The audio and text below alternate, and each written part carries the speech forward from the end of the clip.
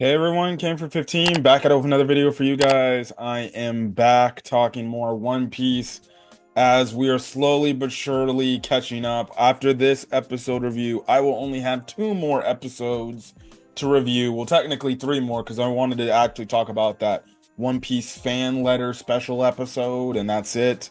If you're wondering, am I going to review the Fishman Island arc remake? No, I am not because I've already talked about the Fishman Island arc, and there's no need to talk about it. It would just be like, well, how does the animation look for this? But I actually ended up also making a video earlier for my One Piece fans that are checking out this video. If you're wondering, wait, you're not going to talk about the fact that One Piece is coming back? I already knew that. I already talked about that in another video, which is a combination of a Dragon Ball video and a My Hero video and everything. So go check that video. I'll leave in my outro the video link to it, so then you guys can click on that and get my thoughts on One Piece returning. But episode 1120 was a crazy episode. I remember when all this shit was happening in the manga, I was absolutely mind blown. So in this episode, we basically get the conclusion of everything Reverie here. So all the fallout of the Reverie, we get the conclusion here, and everything, and you just get like reveal after reveal after reveal. You obviously get the reveal of the weapon, the Mother Flame, which may or may not be an ancient weapon. It's obviously something created by Vegapunk. Obviously you see later in the episode of Cobra, mentioning like, could it be an ancient weapon? You then get the reveals of the five elders or the five Goroseis, their actual names. And then also too, we get a reveal about a very interesting character that hails from the very ancient place named as God Valley. But we'll get into that in this episode review. So, starting off the episode review, we start the episode basically with Sabo in the jungles, or in the like grass areas. Or I guess these are not really jungles. It's more of a forest area in Marijois, because he's trying to escape from obviously basically the celestial dragons, right? Because he's seen what the heck these people are, what the hell they are. So they're following them. There's some guards that are tracking him due to his blood, because he's bleeding. And what happens is they end up catching up to him, but we don't see him taking them out, but it's clear he ends up taking them out, taking their armor, pretending to be a celestial like dragon knight or something like that. And then basically getting down and taking back down this noble, king and queen, to their ships. And then that's when he ended up jumping aboard and basically stowing away on the ship that headed to the Lelucia Kingdom, right? So, what then ends up, also we do cut over to Vivi, because what happens is we have it to where Chaka, Pell, and Igaram, they're all looking for Vivi, and obviously they're also worried about Cobra. And also the narrator does make the mention about the episode, like, the murder of Cobra has yet to be announced and everything. They're just keeping it under wraps, because clearly, so they're obviously worried about where Vivi is and then what the hell's going on with Cobra. So you have it to where Igaram goes literally back to Sabadi Archipelago to ask the civilians. They're like, hey, as you seen like Princess Vivi and everything? Pell's just flying over Marijois and saw, I think, no, not Marijois, Sabadi Archipelago. He's flying around there just to see like if Vivi's there. And then Chaka, he goes to the throne. He tries to get entry into the throne room, right? To go get Cobra, but we already know Cobra's dead, and the guards are like, sorry, you cannot go beyond this point. And he's like, come on, I know you're in there, Cobra, blah blah blah blah blah, right? So, speaking of Vivi, after obviously Vivi ran away with Cobra, uh how am I forgetting his freaking name? And Vikings just threw an interception. Wonderful. Oh, and they just scored a touchdown. Great. Anyways, um, how am I forgetting his name? Oh, come on. How? Are you serious, bruh? Wapple. What the fuck? You know me. Listen, I don't have notes. I don't have notes right here, right? I'm just going off after I watch the episode. Anyways, um, they end up getting to the docks area, right? Where the ships are at. So they have to hide a bit from some Navy soldiers. This one Navy soldier almost ends up finding them and everything, but luckily a cat comes in the nick of time to basically distract the Navy soldiers. Like, oh, it's just a stupid cat, right? So they basically hop aboard a ship which is to the Aegis, going to the Aegis Kingdom, right? And everything. So they're kind of stowaways there now. Essentially what happens is V's like, I gotta just tell everybody, I gotta tell somebody like what's been going on. And Wapple's like, you can't tell anybody. Are you trying to get us killed or something like that? And also too, he's like, also, I'll threaten to tell the Navy to come get you and that you're here. And then basically, Vivian's like, okay, you can do that, but at the same time, like, I don't think you want to get figured out, right? So Wapple's like, oh yeah, you're right about that. So anything. He ends up pulling out a transponder snail, right? And basically, he's like, actually, I do have a connection. And that connection, obviously, who he calls later is Big News Morgan. And Vivi wants to talk, but Wapple's like, no, I'm not having it because I'm not trying to get found out or whatever, right?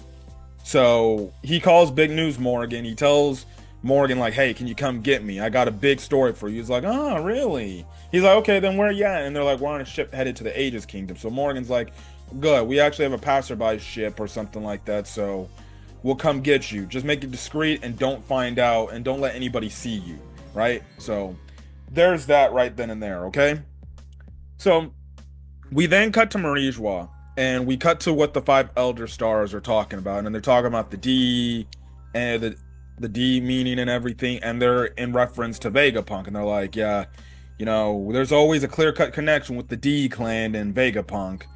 And I think at this point, obviously, they must have gotten the word, or they must have been found out, like, hey, yada yada yada.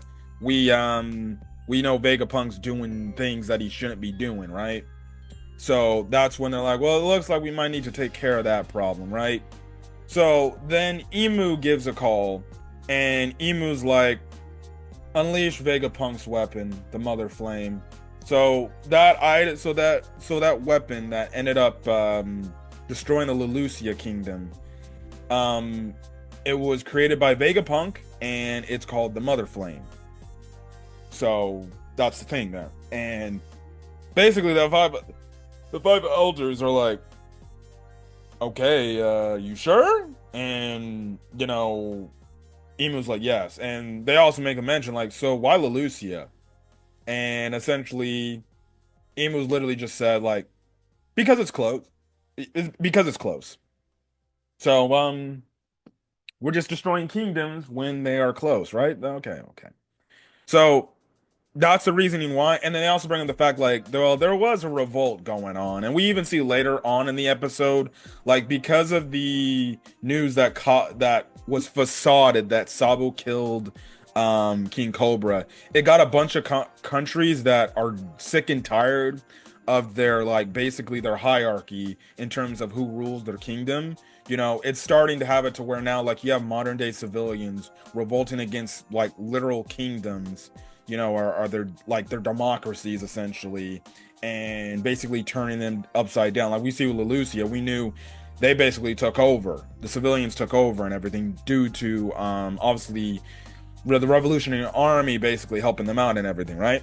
So revolts are happening, and basically we even see like later on the Navy's sending out ships and doing everything to quell those revolts from happening, and they're even sending out like other seraphims. When we see like a seraphim of Doflamingo, a seraphim of Crocodile, and we even see a seraphim of Gecko Moria. So basically seeing the seraphims, it's definitely of the fact that they got all the warlord seraphims, because we've already seen the Mihawk one. We've already seen the Boa Hancock one. And we saw Jinbei, Seraphim, obviously. So far, it seems like it's just, the Seraphims are only of the original 8 warlords, right? So we don't know if it's any of the newer entries that were warlords at some point, but it seems like, they made Seraphim copies of essentially the warlords before the time skip, the 2-year time skip, right? So that's kind of the thing right then and there. Now as for, but going back to the Gorisays, they're like, well, okay, and one of them's like, well, we got to do what the creator of the world says, right? And and I remember reading that line in the manga, and I'm just like, good God, they're calling Emu like legitimately the creator and the god of this entire world, right? It's just like, yeah, okay, whatever the ruler says, the ruler will get done. So then that's when we individually get all their names, right? So the first one that's revealed is Saint J. Garcia Saturn. He's the god. His title is the Godhead of Science and Defense. And if you're wondering who he looks like, he's the guy that looks like has like obviously the typical like George Washington locks, like first president locks with the beard and everything, right?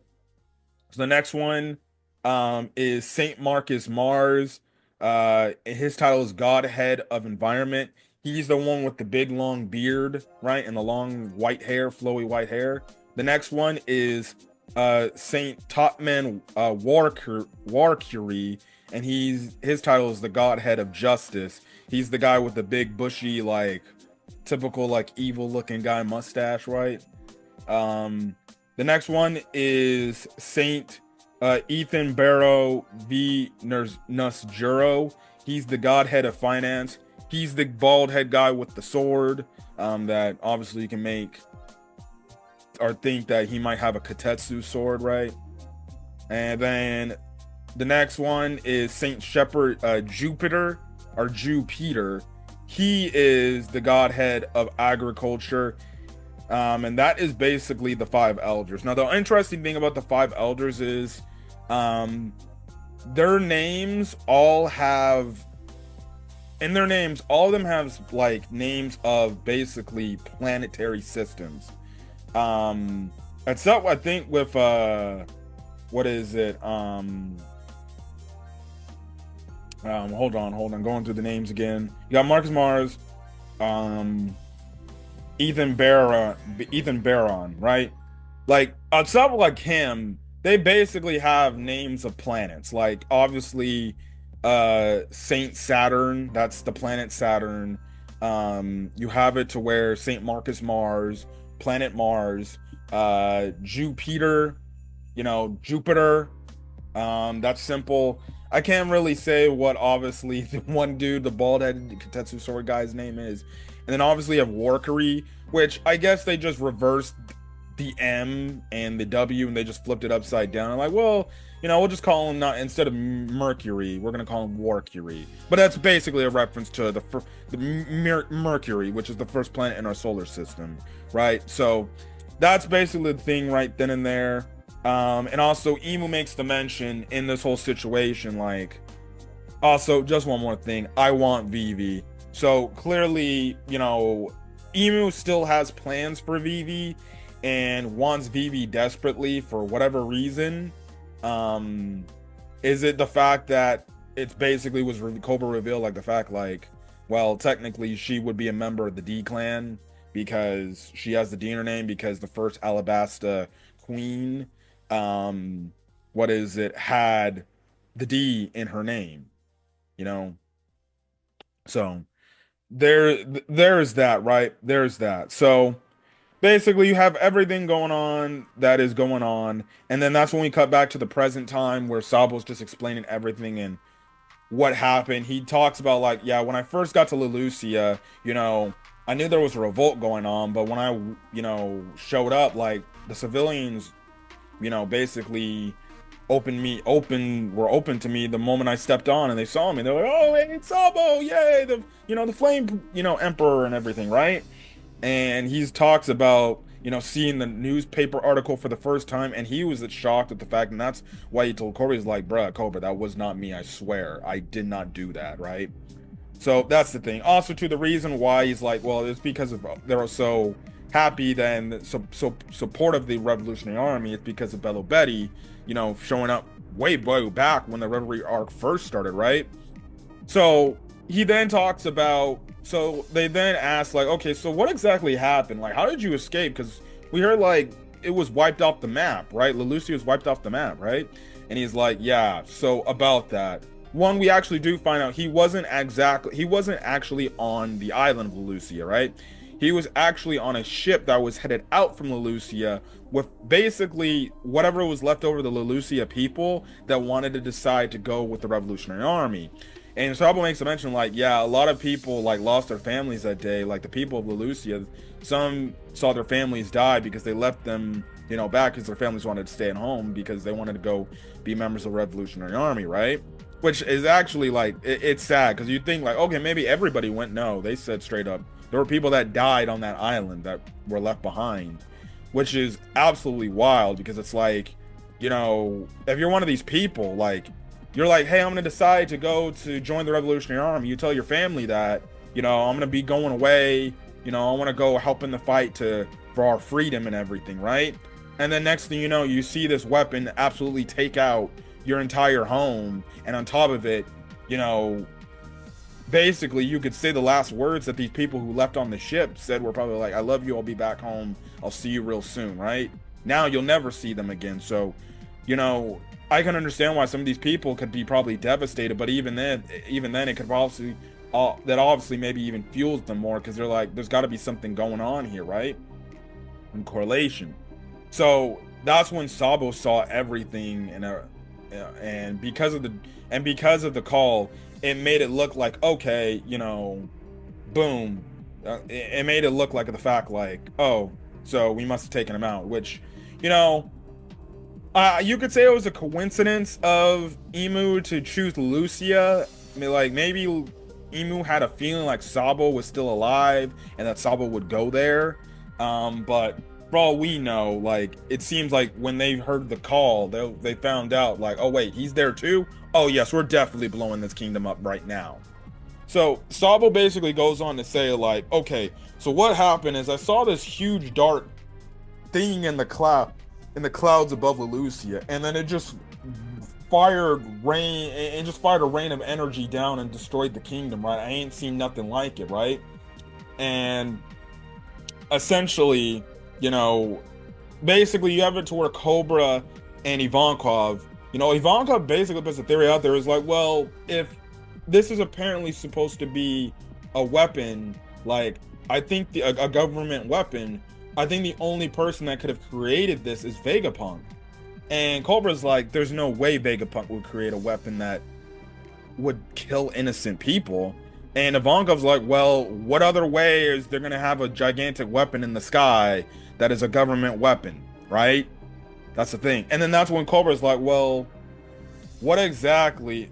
Or then that's when Ivankov actually makes the mention, like also too, about the name Emu, how you just mentioned it. There was actually, in ancient history, 800 years ago, there was a saint by the name of, Emu, right? And that shocked Sabo. And, it's like, wait, what the hell? And basically, Ivankov goes on with this conversation saying like, look, we know there's a way to have somebody immortal, which AKA is the devil fruit that Law has.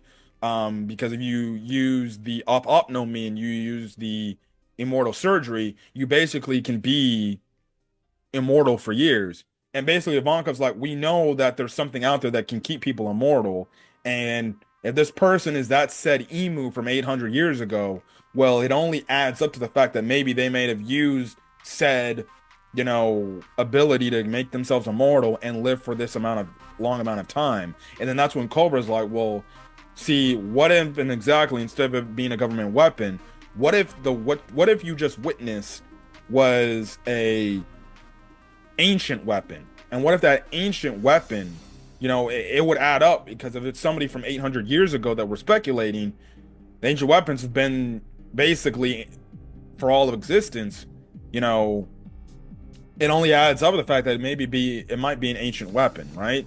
And they basically deduce and wondering like, so if that's the case, why out of all this time now would they just be firing it? You know, and that's basically the whole thing there and everything. Um, and you know, the episode then ends off back in present time, and the narrator basically reveals that one of the celestial dragons, the judgment has been obviously processed, and there was a celestial dragon that was basically sentenced to death, right? And it was Don Quixote Misgard, right? Because he protected Shirahoshi and everything. And essentially, what happens is the narrator goes and like, and the person who basically did the judgment and did the execution is somebody that hailed from the ancient kingdom of God Valley, and this person has the title called a God's Knight. And this dude's name, hold on just a quick second.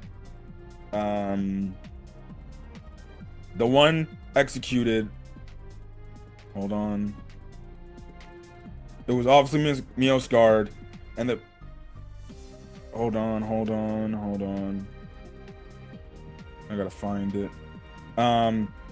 He's basically, so this dude who was the judge. The narrator goes to say the judge was a man who was once active as a champion on an island called God Valley. Currently, right now, he is now the supreme commander of the Holy Knights, and his name is Saint Figurland Garling. This dude has like a crescent moon. His hair and his beard is like in the shape of like a crescent moon. And the way the episode ends off is like, and he just talked to it, is like, anybody who defends scum is scum. And mind you, this is with other celestial dragons literally cheering one of their own people getting executed and dying, essentially, right? Now, the one interesting thing about this whole reveal, and when this reveal happened, I was like, what the frick is going on in One Piece? This is what I tell you. This is what I mean. Like, this is when I knew, like, One Piece was in the end game. They're in the end game, like, saga right now. I'm like, oh, we're getting these reveals right now. And also, too, this dude, Saint Figurland Garling, he looks like Shanks, and also too, I think Shanks is in somewhere in Shanks' name. He hails from a family called the Figurland family, right? Which adds up the fact that it looks like apparently that Shanks potentially is from God Valley. You know, because remember, Roger found him in a chest, a treasure chest. So, you know, I remember the theories that were popping up. So, this dude came from God Valley. Now, why did somebody from God Valley decide to work alongside the world government? No idea.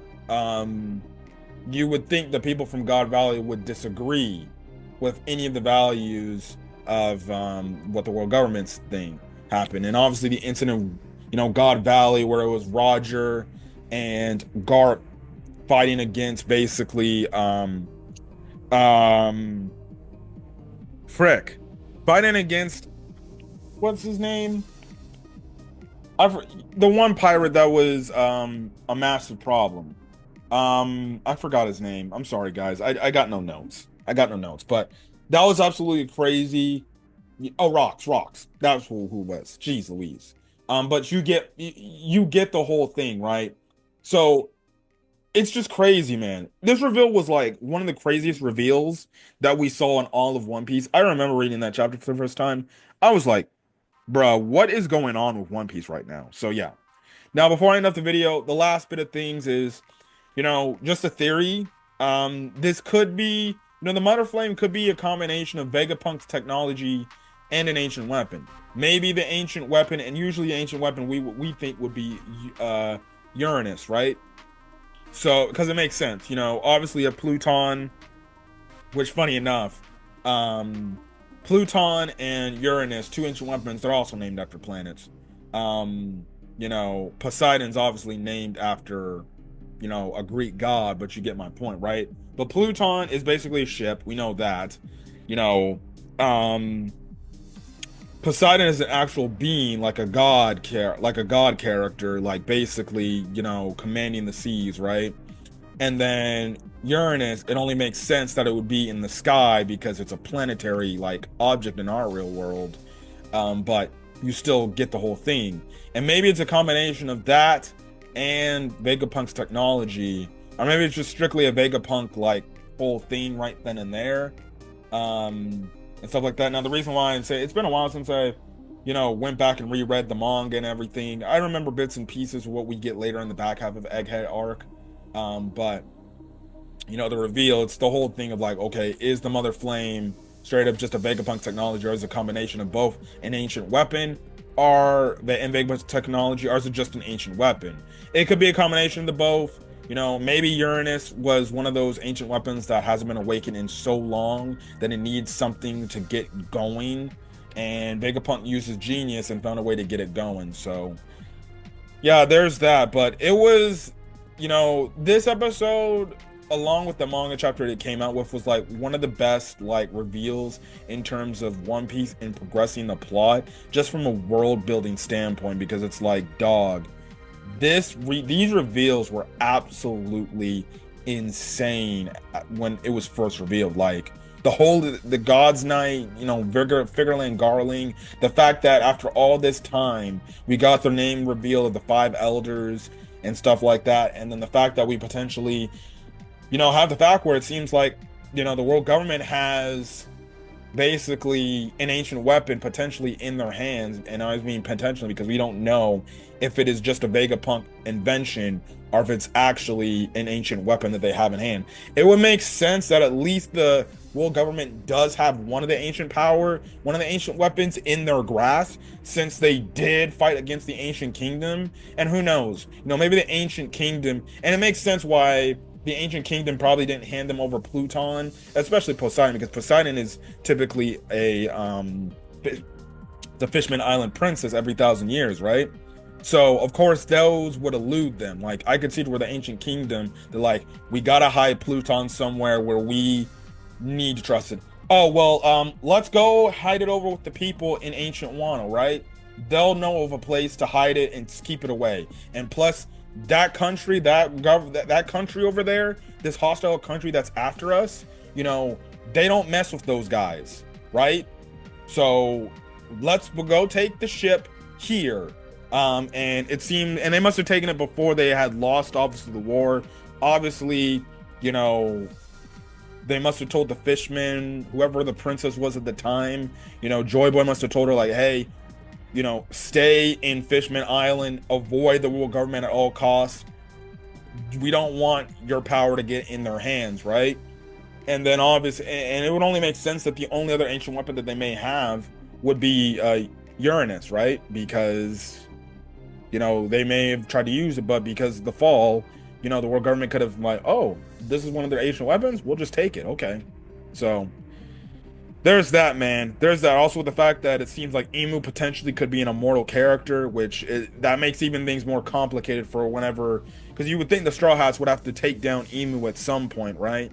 So it's going to be even more complicated, the fact that you potentially be dealing with an immortal character that can't die, because it's like, okay, Luffy and others can defeat this person, but it's like, what the hell is it, unless this person's like, eventually when the truth comes out about the world government, because we even know like certain Navy people don't even know about what the world government truly does. So unless like the whole thing is like Emu would just be like locked and like impelled down for like they would make like a straight up new fucking level, where it'd just be Emu's just down there if they find out at the end of the series of One Piece, everybody's revealed, the world government's revealed to be like these very devious evil people, and eventually when they bring Emu to justice, it's like I could see it to where like maybe they make like one like secret level in impel down for Emu, and they just lock Emu up, especially if Emu's immortal and you can't kill this person, right? And it's kind of like, oh, that's a prime category person. This person is not to be let out under no circumstances, right?